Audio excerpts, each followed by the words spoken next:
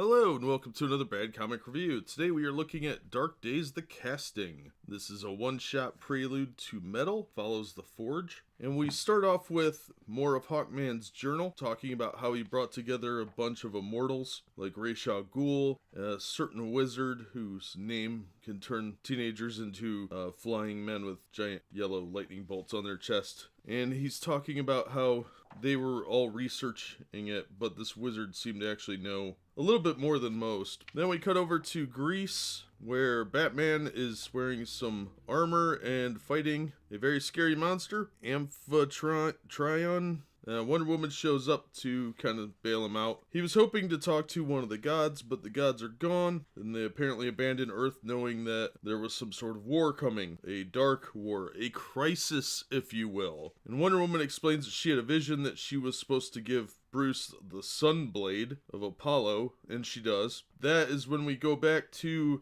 the Batcave, where Hal Jordan and Duke Thomas are talking to the Joker, and the Joker is actually pretty sane here. He's still the Joker, but he's more sane than usual. And there is a force barrier in between them, so the Joker wasn't just running loose. And the Joker says that, well, he makes fun of Duke, which, come on, Duke's kind of a joke.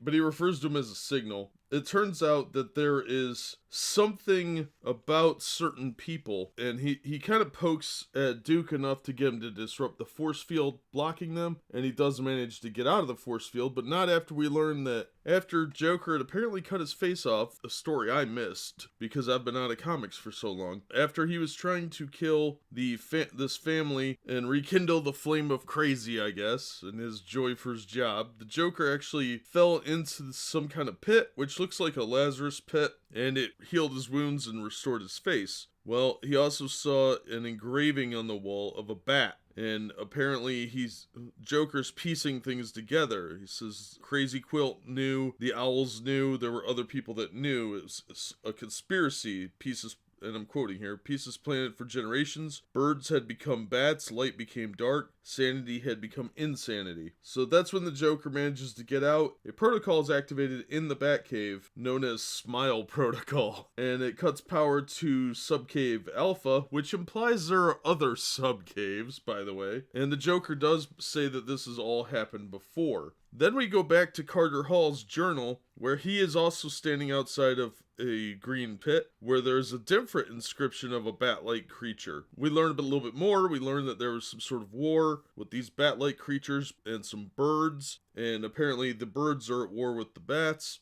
It's all very symbolic. Of course, the Lazarus Pit has apparently got this metal in it, so whatever nth metal is apparently shows up in Lazarus Pits too. Well, Hawkman wanted to explore more, and we see the Blackhawks, we see the Challengers of the Unknown at Challenger Mountain, which they promptly blow up. And that's when Hawkman gets a glimpse of these giant eyes and real creepy looking monster thing. And he says, eyes waiting in the dark, waiting for something or someone. And then we cut back over to Batman, who runs into Dubalex at a secret Catamus base, and he collapses. He may be dead, I don't know. And who should come out of the steamy shadows but Talia al Ghul, who trades Batman the Sunblade for a dagger that we had seen earlier in the issue from this wizard. And she says it carries a piece of great power, the power of Shazam. So hopefully they're bringing Shazam and Captain Marvel and the rest of the Marvel family back into the DC universe. That would be awesome. Well, the Joker promptly goes about beating the crap out of one of Batman's machines. Of course, Hal Jordan and Duke try and stop him, but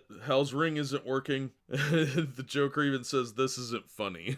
Yeah, I'm trying not to ruin too much because it is a really amazing story. They're tying a lot of things together, like the Lazarus Pit, these immortals like Carter Hall and Vandal Savage and Ra's al Ghul. And they even say that there is a test at the Gotham Mercy Hospital, the Joker says this, that sends out a flag if certain trace amounts of metal are detected in a blood sample. It's not metal, it's a kind of metal toxicity, but it's not mercury or iron. When you fill out the file, there are several letters to denote this, and it's meta. META. So somehow metahumans are actually involved with this metal on some sort of like almost primal level because it's in their actual DNA. Hal Jordan ends up swiping one of the bat planes or bat wings and tries to hold Joker. We find out that Carter Hall went through a portal and gave his journal to someone he trusted, and then he disappeared. I don't know if this is going to relate to bringing members of the JSA back,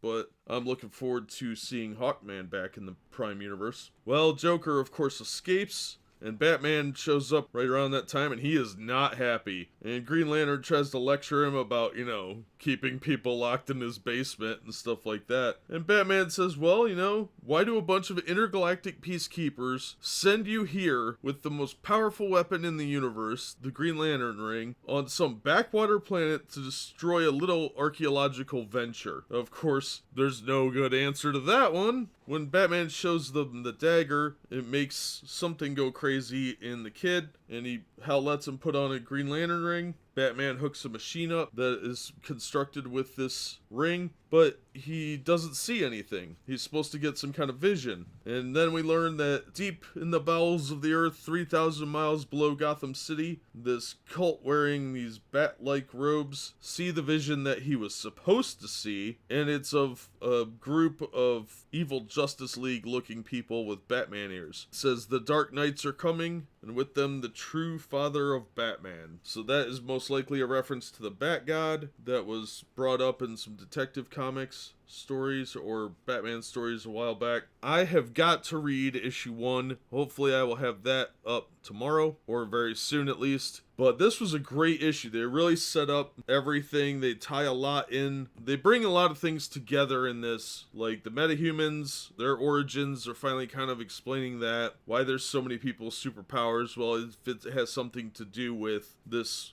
strange metal being on Earth, its effects on humanity, then that kind of makes sense. Plus it ties in that Green Lantern's ring is afraid of this, so the Lanterns probably know something, and it also ties into the disappearance of Hawkman, the origins of the immortal characters like Ra's al Ghul, Phantom Stranger, stuff like that. So there's a lot going on, and they reference a lot of people, like the disappearance of the Challengers, the Blackhawks, which I'm real glad to see those guys again, and several other groups. So obviously there's a lot going on here that is tying a lot of things together. So I'm excited to see how they do that and if they can pull it off. And obviously this does lead into the launch of several new titles that they've done, such as the Terrifics and the Immortal Men, Damage, Brimstone, and several others. So I'm glad to see how that plays out, and I'm looking forward to reading issue 1. I know this series is going to wrap up near the end of this month, so I want to get these all recorded before that issue comes out so we can kind of see the whole thing unwinding and you have a chance to pick up the issues. But that'll do it for this one.